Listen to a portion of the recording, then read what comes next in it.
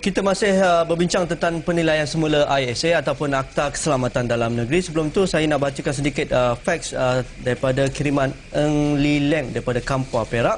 Pihak berkuasa perlu lebih bertanggungjawab dalam pelaksanaan Akta Keselamatan Dalam Negeri ini. Ramai yang tidak berpuas hati dengan akta ini kerana alasan tangkapan dilakukan kadang-kadang tidak mengancam keselamatan negara. Akta ini bukanlah satu akta yang kejam jika dibuat perbandingan dengan akta lain seperti Amerika Syarikat menggunakan akta tahanan di Guantanamo Bay di Amerika Syarikat. Namun begitu, tempoh tahanan juga mungkin boleh dikaji semula. Okey, itu yang kita bincangkan. Mungkin ada mekanisme lain yang boleh dipergunakan seperti tahanan dalam rumah contohnya. Terima kasih Eng daripada Kampar Perak. Itu sedikit daripada rakan-rakan wartawan. Dan Cik Rizal, tadi kita nak bincang juga dari sudut kuasa yang ada pada Menteri Dalam Negeri, itu kita dah bincang juga, dan bagaimana kita nak memberi kuasa, memberi peluang juga, ataupun bagaimana masyarakat sivil boleh memainkan peranan apabila kita berbicara tentang isu-isu yang berkaitan dengan hak asasi manusia, berkaitan dengan ISA misalnya, dan langkah-langkah preventif, dan boleh memberi kekuatan kepada masyarakat Malaysia yang celik kepada undang-undang. Dia sebenarnya begini, bila kita bercakap tentang masyarakat, kita bercakap tentang satu kelompok masyarakat, satu kelompok yang pelbagai. Ada kelompok masyarakat yang dikategorikan sebagai orang politik, ada kelompok masyarakat yang orang businessman, orang perniagaan, ada golongan daripada golongan pejabat awam, ada orang kampung dan sebagainya. Jadi apabila kita bercakap tentang kelompok yang berbeza, sudah pasti pemikiran juga berbeza. Dan kadang-kadang pemikiran berbeza ini menyebabkan berlaku selalunya berlaku konflik dari segi pemahaman.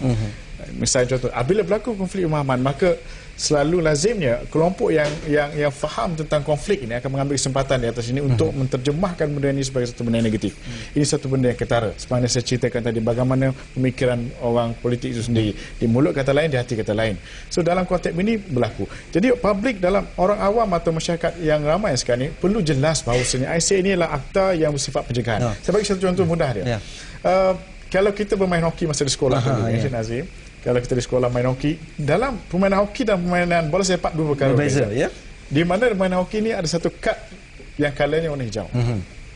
Apabila kita nampak tendensi orang itu nak ke arah provokasi yang melampau, macam sebelum melakukan foul nampak garang, tempo lebih sebagainya, maka normally umpire akan bagi kad hijau, suruh rehat sekejap.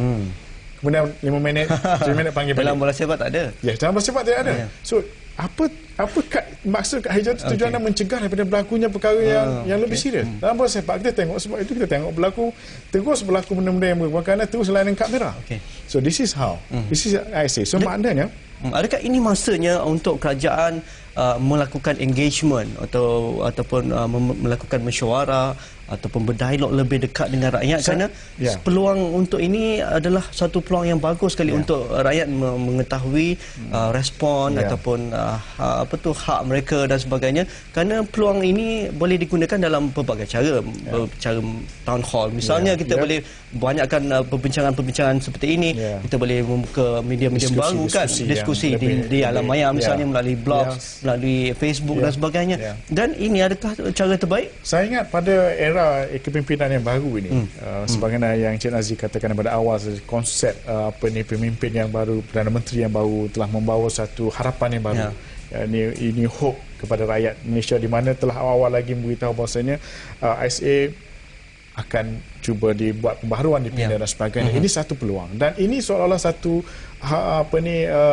harapan yang membenarkan rakyat untuk membuat refleksi kepada isu ini, membantu kerajaan dari segi-segi yang dimasukkan tadi, diskusi dan sebagainya. Dan pada hemat saya, apa yang berlaku selama ini, sebab akta ni akta lama sebenarnya, Cik Nazir. Zaman darurat lagi, zaman komunis lagi. Mana roh ataupun spirit akta ni, spirit lama. Zaman British. Sedangkan kita berada satu kontinuum zaman yang baru. Berbeza. Yang mana rakyat sekarang ni terdedah dengan blog, terdedah dengan internet, terdedah dengan segala macam sumber maklumat. Di hujung jari. Jadi apabila berlaku keadaan begitu, pemahaman rakyat dan juga nilai semangat akta itu perlu berubah. Dan saya nampak sekarang yang jadi masalah ialah bila rakyat tidak faham kerana kurang penjelasan. Dia tidak clear informasi tak sampai. Informasi tak sampai. Misal contohnya penahanan 60 hari. 60 hari contoh. Lepas 60 hari ke mana mereka pergi, kita tak tahu. Kita ingatkan terus tahan, Cik Nazir terus bawa kepada kem tahanan ISA Kemunting. Tidak. Dia tahan dulu 60 hari. Dan apa dia buat dalam 60 hari? Itu yang menjadi polemik. Polemik dan rakyat kena tahu. Dan ketelusan kerajaan dituntut dalam hal ini.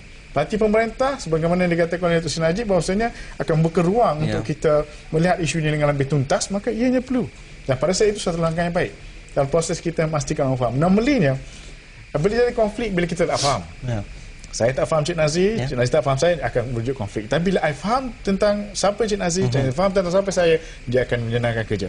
Begitu juga dalam kes akta ini. Okey, Encik Rizal, terima kasih atas pandangan yang diberikan. Banyak lagi kita nak tanya, banyak lagi benda yang kita boleh discuss, tetapi itu masa yang kita ada.